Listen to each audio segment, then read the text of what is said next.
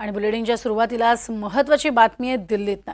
दिल्लीमध्ये सध्या महायुतीच्या अडलेल्या जागांवरती खलबतं सुरू आहे आणि यासाठी महाराष्ट्रातले दोन्ही उपमुख्यमंत्री दिल्लीत आहेत। काल महत्त्वाची बैठक होणार होती, मात्र मुख्यमंत्री दिल्लीत गेलेच नाहीत आणि त्यामुळे ती बैठक पुढे ढकलली। आज मुख्यमंत्री दिल्लीला जाणार आहेत आणि मुख्यमंत्र्यांनी दोन्ही उपमुख्यमंत्र्यांच्या उपस्थितीत तिढा असलेल्या 20 ते 30 जागांवरती चर्चा होणार आहे। थोड्याच वेळात मुख्यमंत्री दिल्लीसाठी रवाना होतील।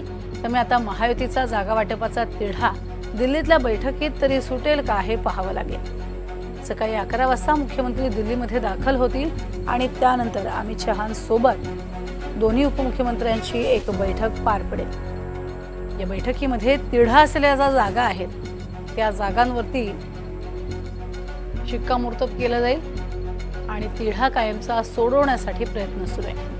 एकीकडे तिन्ही पक्षांनी आपापल्या उमेदवारांचं नावं घोषित केलेली आहेत, मात्र अजून अनेक नावं घोषित करणं बाकी आहे। काही जागांवरती किंवा काही उमेदवारांवरती आक्षेपही नोंदवले जात आहेत। एकीकडे शिवसेनेच्या काही उमेदवारांवर भाजपचा आक्षेप आहे, तर राष्ट्रवादीच्या काही उमेदवारांवरती शिवसेनेचा आक्षेप आहे आणि त्यामुळे अजूनही तिढा पूर्णपणे सुटलेला नाहीये। त्यामुळेच तो अमित शहा यांच्या दरबारात नेण्यात आलाय आणि तिथेच या तिढ्याची उकल काही सुटते का यासाठी प्रयत्न आज होणार आहे। मात्र काल मुख्यमंत्री ही बैठक ठरलेली असतानाही का गेले नाहीत असाही सवाल उपस्थित केला जातोय। महायुतीत अलबेल आहे की नाही असाही सवाल त्यामुळे विचारला गेलाय। आमचे प्रतिनिधी रौनक कुकडे आणि रामराजे शिंदे दिल्लीतल्या महायुतीच्या प्रत्येक घडामोडीवरती लक्ष ठेवून आहेत। आपण रौनक आणि रामराजे दोघांकडूनही दिल्लीतल्या महायुती बैठकीचे आणि जागांवरच्या वादाचे अपडेट्स घेणार आहोत। आधी जातीय रौनककडे। रौनक, एकीकडे आपण बघतोय की मुख्यमंत्री गेलेच नाहीत काल बैठक असूनही आणि अमित शहांच्या दरबारात असूनही गेले नाही, यामागचं काय प्रमुख कारण? मुख्यतः प्रज्ञा जी माहिती उपलब्ध होते त्यानुसार कुठे ना कुठेतरी शिंदे यांच्या शिवसेनेमध्ये या संपूर्ण जागा वाटप संदर्भात नाराजी पाहायला मिळते आणि त्याच्यामुळे काल रात्री जेव्हा बैठक ही आयोजित करण्यात आली होती, स्वतः अमित शहांची वेळ मिळाली होती, असं असताना मुख्यमंत्री काल रात्री दिल्लीला पोहोचले नाही। त्यामुळे भाजपच्या नेत्यांमध्ये देखील थोडीशी नाराजी आहे। मात्र आज जी माहिती उपलब्ध होते आहे की कालची जी बैठक होऊ शकली नाही ती आज होऊ शकेल। तर मुख्यतः जर बघितलं तर काही अशा मराठवाड्याच्या पश्चिम महाराष्ट्राच्या जागा आहे ज्यावरनं राष्ट्रवादी काँग्रेस, अजित पवार, भाजप आणि शिंदेमध्ये मुख्यतः मतमतांतर आहे आणि त्याच्यावरनं हा सगळा तिढा जो आहे तो कायम होताना पाहायला मिळतो। आणि दुसरं महत्त्वाचं, काही मराठवाड्याच्या देखील जागा आहे। अनेक जे शिंदेंचे जवळचे व्यक्ती आहेत अशा सगळ्यांना शिंदेंकडनं ग्रीन सिग्नल देण्यात आलेलं आहे, त्यामुळे ते फील्डवर तयारी करताना पाहायला मिळतं आणि इथे जागा वाटप होत नाही। त्यामुळे कुठे बंडखोरी होणार का अशा पद्धतीचे देखील संकेत अनेक नेत्यांना मिळत आहेत। त्यामुळे आजची ही बैठक फार महत्त्वाची असणार आहे। उद्या मुख्यमंत्री एकनाथ शिंदे स्वतः ठाण्यामध्ये आपला उमेदवारी अर्ज दाखल करणार आहे। 28 तारखेला देवेंद्र फडणवीस दाखल करतील आणि जी माहिती उपलब्ध होते त्यानुसार अजित पवार देखील 28 तारखेला उमेदवारी अर्ज दाखल करणार आहे। त्याच्या आधी ही जागा वाटप जो आहे तो करायचा आहे आणि आजचा दिवस महायुतीसाठी देखील महत्त्वाचा आहे। असं देखील सांगण्यात येत आहे की आज जर तिढा सुटला तर आजच मुंबईत येऊन प्रेस कॉन्फरन्स करून या संपूर्ण संदर्भातली माहिती पत्रकारांसह संपूर्ण राज्यात द्यायची अशा पद्धतीची देखील एक प्लॅनिंग महायुतीच्या नेत्यांमध्ये आहे। मात्र महत्त्वाचा प्रश्न आहे की अमित शहांच्या दरबारी हा तिढा जो आहे तो सुटणार आहे का, हा महत्त्वाचा प्रश्न आहे। नक्कीच हाच महत्त्वाचा प्रश्न आहे आणि या संदर्भात आपण थेट दिल्लीला जाऊयात। रामराजे आपल्यासोबत आहेत। रामराजे, आज तिढा सुटेल काही शक्यता वाटतेय? कारण वारंवार बैठका होत आहेत आणि आज आता वैतागलेले आहेत दोन्ही उपमुख्यमंत्री असंही कळतंय आणि शिंदेंचीच प्रतीक्षा आहे।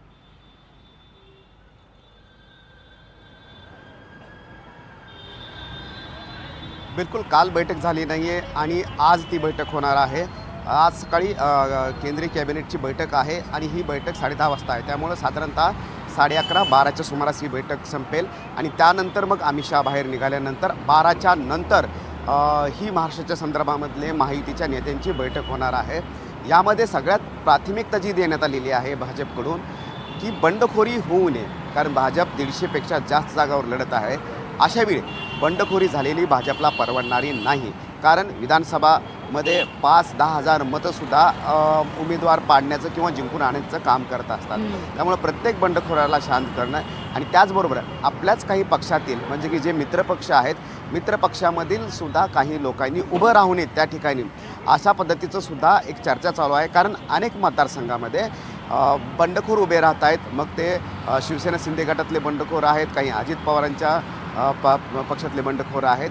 तर अशांना शांत करण्याची जबाबदारी त्यांच्या नेत्यावर दिली जाणार आहे. त्यामुळं काल या संदर्भामध्येच पूर्णपणे चर्चा होणार होती, परंतु ती चर्चा होऊ शकली नाही. आज ती चर्चा पुढे असणार आहे. आणि त्याचबरोबर जसं की रौनकने सांगितलं की काही जागावरून सुद्धा मतभेद आहेत. उदाहरणार्थ आष्टी, बीडमधला आष्टी मतदारसंघ आहे. तर आष्टी मतदारसंघ भाजपला हवा आहे, परंतु तिथे आहेत अजित पवार यांचे उमेदवार. त्याचबरोबर सांगलीमधला तासगाव आहे. तासगाव संजय काका पाटील जे की भाजपचे माजी खासदार होते, त्यांच्या मुलाला ती जागा हवी आहे, परंतु ती जागा आहे ती अजित पवारांना हवी आहे. तर अशा काही जागा आहेत की जिथे एकनाथ शिंदे, अजित पवार आणि भाजप यांना एकत्र बसून त्यावर तोडगा काढावा लागणार आहे. आणि अशा जागावर आज तोडगा निघण्याची शक्यता आहे. आणि त्याचबरोबर आजच्या बैठकीचा मुख्य अजेंडा असणार आहे बंडखोरी टाळणं आणि एकमेकांच्या विरोधामध्ये उमेदवार किंवा अपक्ष उमेदवार उभे करू नये. कारण काही मतदारसंघामध्ये असं दिसून येतं की अपक्ष उमेदवार जे आहेत ते मोठ्या प्रमाणावर उभं राहत आहेत. तर त्यांना कसं थोपवायचं आहे, त्यांना कसं रोखायचं आहे, थांबवायचं आहे, यासाठी आज रणनीती बनवली जाणार आहे. त्यामुळे आज पाहावं लागणार आहे की दुपारनंतर जी बैठक होईल त्यामध्ये हे संपूर्ण जे मुद्दे आहेत त्यावर काही तोडगा निघतोय का. अगदी रौनककडे जाते. रौनक, एकीकडे आपण पाहिलं होतं की मुंबईमध्ये सुद्धा बैठकांचं सत्र सुरू होतं, दिल्लीमध्ये सुद्धा अमित शहांसमोर यापूर्वीही अनेकदा बैठका झालेल्या आहेत.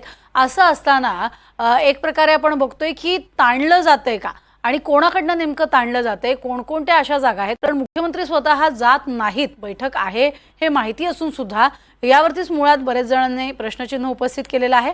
खरंच आलबेल आहे की नाही असा प्रश्न पडावा अशी स्थिती, किंवा मग उघडपणे आपली नाराजी जी व्यक्त करता येत नाहीये ती अशा पद्धतीने मुख्यमंत्र्यांनी व्यक्त केली आहे का, असं म्हणता येईल का?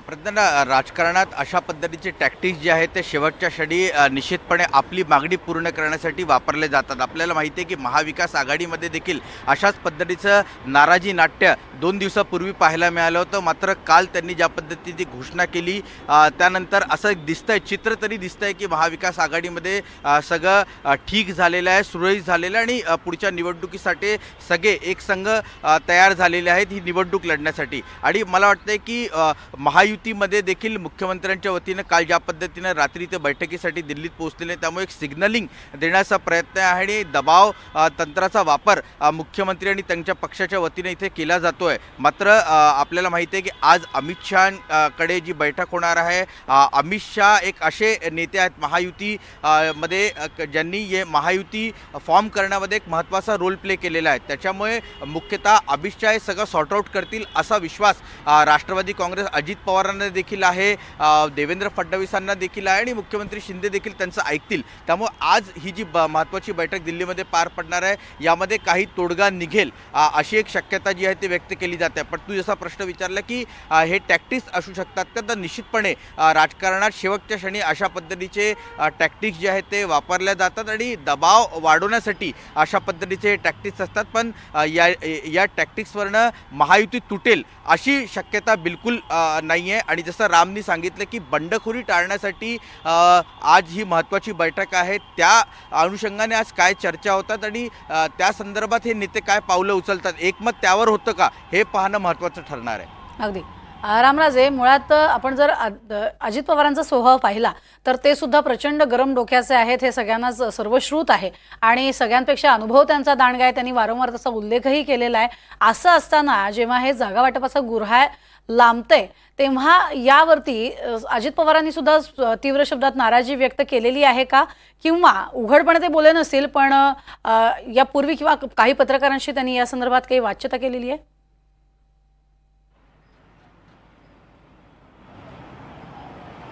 बिलकुल. काल जेव्हा अजित पवार आले तेव्हा अजित पवार यांचा फॉलोअप आपण घेत होतो आणि त्याचवेळी ते महाराष्ट्र सदनामध्ये गेल्याचं कळालं. महाराष्ट्र सदनामध्ये गेल्यानंतर आपण त्यांचं शूटिंग पण करत होतो, परंतु तेव्हा अजित पवारांनी पत्रकारांना थांबवलं आणि सांगितलं की हे माझं खाजगी आयुष्य आहे, काही खाजगी बैठका असतात तर त्या अशा बैठकामध्ये तुम्ही येऊ शकत नाही किंवा माझा फोटो किंवा व्हिडिओ काढण्याचा अधिकार तुम्हाला नाही.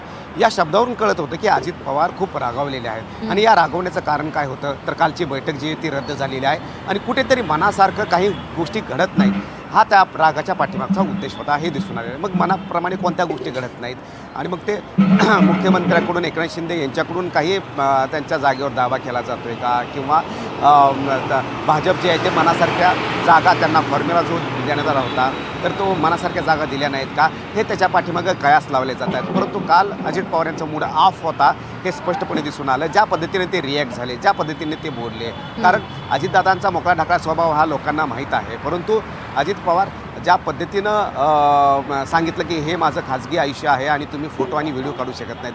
खरं तर महाराष्ट्र सदन हे सार्वजनिक आहे पब्लिक प्लेस आहे परंतु तिथेसुद्धा ते जर असे भाषा वापरत असतील तर याचा अर्थ की कालचा दिवस त्यांच्यासाठी चांगला नव्हता आणि कोणत्या ना कोणत्या गोष्टीवर ते नाराज होते आणि त्याचा परिणाम जो आहे तो दिसून आलेला आहे.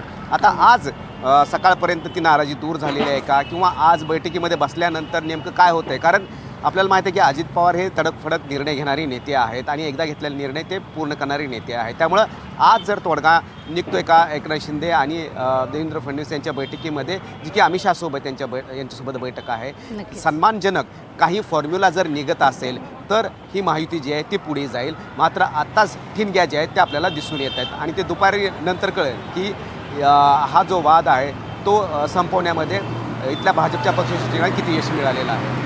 नक्कीच रामराजे आणि रौनक तुमच्याकडनं अधिक या संदर्भातले अपडेट घेतच राहणार आहोत. तुर्तास धन्यवाद या संपूर्ण सविस्तर माहितीसाठी.